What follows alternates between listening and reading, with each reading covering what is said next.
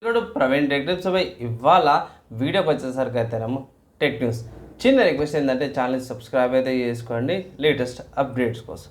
So by first news చూసుకుంటే MediaTek నుంచి అన్నమాట. So MediaTek Dimensity 7300 processor and Dimensity 7300X processor ఏవైతే ఉన్నాయో AI computing multi task capabilities అయితే మన వాళ్ళు రివీల్ చేసిరన్నమాట. సో ఇక్కడ 25% ఇంకొంచెం బెటర్ ఇంప్రూవ్మెంట్ వస్తుంది. డైమెన్సిటీ 7050తో పాటు అనేసి అయితే ఇక్కడ మెన్షన్ చేసిర్రు. అండ్ మంచి పర్ఫార్మెన్స్ వస్తుంది. అండ్ రీసెంట్గా మన ఆర్మ్ యొక్క కొన్ని ప్రాసెసర్లు తీసిరు కదా, దానికి ఆడియో టెక్నాలజీస్కి బ్లూటూత్ దానికి కూడా ఇంకొంచెం బెటర్ ఆప్టిమైజేషన్ ఉందనేసి అయితే మన వాళ్ళు ఇక్కడ మెన్షన్ చేసిరు అన్నమాట. సో ఇక్కడ మోస్ట్లీ 13 నుంచి 29 ఆర్ 25% దాకా ఇంప్రూవ్మెంట్ ఉంటుంది. 5G కనెక్టివిటీస్ కూడా మిగతా వాటి అయితే మన వాళ్ళు ఇక్కడ మెన్షన్ చేసిరన్నమాట ప్రీవియస్ జనరేషన్తో పాటు. ఒకవేళ ఇంకా అప్డేట్స్ రాగానే దీని మీద ఏ ప్రాసెసర్ ఏ స్మార్ట్ ఫోన్తో పేరుతుందనేసి అయితే సెపరేట్ ఇంకో వీడియో అయితే చేస్తాను. తర్వాత నెక్స్ట్ చూసుకుంటే నథింగ్ ఫోన్ నుంచి అన్నమాట. సో నథింగ్ ఫోన్ 2 ఏదైతే ఉందో ఆండ్రాయిడ్ 15 బీటా 1 అప్డేట్ అయితే తీసుకొచ్చిర్రు. సో బీటా అంటే ఇది ఇంకా స్టేబుల్ కాదు. ఫైనల్ రిలీజ్ కంటే ముందు మీకు బీటా 1 ఉంటుంది, తర్వాత బీటా 2, బీటా 3, దాని తర్వాత రిలీజ్డ్ క్యాండిడేట్ వర్జన్ అనేసి వస్తుంది. దాని తర్వాత ఫైనల్గా మనకి లాస్ట్ ఏమంటారు ఫైనల్ రిలీజ్ ఉంటుంది అన్నమాట. సో ఫైనల్ రిలీజ్ స్టేబిలిటీ ఉంటుంది. ప్రస్తుతానికి ఎవరైతే కంటెంట్ క్రియేటర్స్ లేకపోతే ఎక్స్పెరిమెంట్లు చేయాలనుకుంటారో వాళ్ళ కొత్త ఆండ్రాయిడ్ ఆపరేటింగ్ సిస్టమ్ మీద వాళ్ళకి ఇది ఒక మంచి ఆప్షన్ లాగా అయితే కనిపిస్తుంది. మీరు టెస్టింగ్ చేసుకుంటారా ఏందా అని మీరు కింద కామెంట్ అయితే చేయండి. తర్వాత నెక్స్ట్ చూసుకుంటే OnePlus నుంచి అన్నమాట. So OnePlus Nord 4 and OnePlus Nord CE4 Lite రెండు స్మార్ట్ ఫోన్స్ ఏవైతే ఉన్నాయో బ్లూటూత్ సర్టిఫికేషన్ SIG సర్టిఫికేషన్స్లో అయితే స్పాట్ అయినాయంట. సో దీని ప్రకారం చూసుకుంటే కొన్ని ఫీచర్స్ సేమ్ ఉన్నాయి. ప్రాసెసర్ చూసుకుంటే మాత్రమే Nord 4కి స్నాప్డ్రాగన్ 7+ Gen 3 ప్రాసెసర్ వస్తుంది. లైట్ వర్జన్కి స్నాప్డ్రాగన్ 6 Gen 1 SoCతో పాటు వస్తుంది. దీని ప్రకారం కూడా చూసుకుంటే మనకి 23,000 అట్లా రావచ్చు అనేసి అయితే బేస్ వేరియంట్ అంటారు. సో ఆబ్వియస్గా ప్రైస్ గురించి మనం చెప్పుకోవాల్సిన అవసరం లేదు, ఎక్కువ తక్కువ అయ్యే ఛాన్సెస్ ఉంటాయి.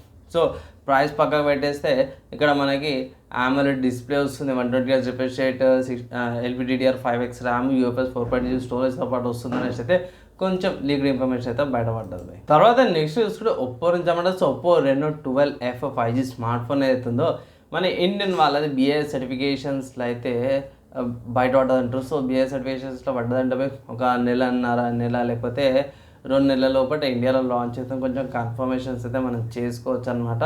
ఒకవేళ ఒప్పో ఫ్యాన్స్ ఉంటే ఇట్లా మీరు ఒక 1-2 నెలలు వెయిట్ చేయాల్సిందే కొత్త స్మార్ట్ ఫోన్ ఒప్పో నుంచి రావడానికి. తర్వాత నెక్స్ట్ చూసుకుంటే ఈమెయిల్ క్లయింట్ నుంచి ఒక అప్డేట్ వచ్చిందన్నమాట. నేను కూడా షాక్ అయినా ఏంటంటే స్పార్క్ ఈమెయిల్ అయితే ఒకటి ఉంది అనేసి.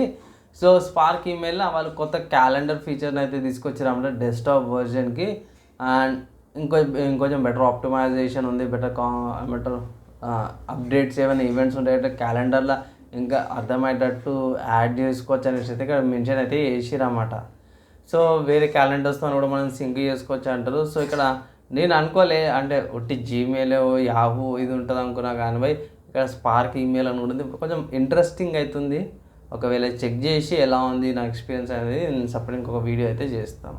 తర్వాత నెక్స్ట్ హార్డ్వేర్ సంబంధించిన న్యూస్ చూసుకుంటే మాత్రమే ఇది ఒక మంచి అప్డేట్ అనుకోవచ్చు. ఏంటంటే NVIDIA నుంచి అన్నమాట. సో NVIDIA వాళ్ళది RTX 5090 గ్రాఫిక్ కార్డ్ ఏదైతే ఉందో 28GB GDDR7 స్టోరేజ్తో పాటు వస్తుంది, 448 బస్తో పాటు వస్తుంది అని ఒక పుకార్ అయితే బాగా నడుస్తుంది సో ఈ పుకార్ కన్ఫర్మేషన్ అయితే కాదు కానీ దీని ప్రకారం చూసుకుంటే 512 బిట్స్ అవైలబిలిటీ ఉంటుంది అనేసి అయితే కొంతమంది ఇంకా రూమర్ అయితే ఇంకా హైపీ చేస్తుంది ఉన్నదానికి 1568 GB/s మ్యాక్సిమం మెమరీ బ్యాండ్విడ్త్తో పాటు కూడా వస్తుంది అనేసి అయితే కొంతమంది ఇక్కడ ఎక్స్పెక్ట్ చేస్తారు. అండ్ ఇక్కడ మాత్రం 450 watts పవర్ తీసుకుంటుంది, వెయిట్ కూడా ఎక్కువ ఉంటుంది అనేసి అయితే అంటారు. ఇక్కడ చూద్దాం. ఓవరాల్గా అయితే నేనైతే వెయిట్ చేస్తున్నా అండ్ ఆబ్వియస్గా 2 slots 2 fans వస్తున్నాయి అంటారు. సో ఫౌండర్స్ ఎడిషన్ ఉంటుంది, లేకపోతే నార్మల్ ఎడిషన్ ఉంటుంది. సో మనం మార్కెట్లోకి వచ్చినాక సపరేట్గా అప్డేట్ చేస్తాం. ప్రస్తుతానికి రూమర్డ్ ఎందుకంటే కమింగ్లో లాంచెస్ ఉన్నాయి కాబట్టి. సో కాంపిటెక్స్ ఈవెంట్ ఉంది కదా, దాని మీద ఏమైనా ఎక్స్పెక్టేషన్స్ ఉన్నాయా లేదా చూడాల్సిందన్నమాట. తర్వాత నెక్స్ట్ చూసుకుంటే గేమ్ న్యూస్ అనమాట. సోనీ వాళ్ళది ఎక్స్క్లూజివ్గా ఒక ఈవెంట్ అయితే కండక్ట్ చేసిరన్నమాట. సో ఆ ఈవెంట్లో God of war Ragnarok game ఏదైతే ఉందో అఫీషియల్గా కన్ఫర్మ్ చేసారు. సెప్టెంబర్ 19th రోజున వస్తుంది గాడ్ ఆఫ్ వార్ గేమ్ అని.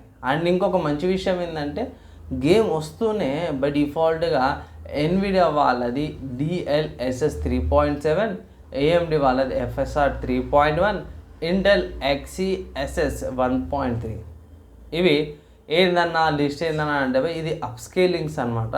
సో మీ దగ్గర లో పవర్ గ్రాఫిక్ కార్డ్ ఉన్నా సరే దీన్ని యూజ్ చేసుకొని మీరు 1080p అంటే 720p ఉంటే 1080p గేమ్ ప్లే ఆడచ్చు అనమాట. మంచి FPSతో పాటు అప్స్కేలింగ్స్ అనమాట.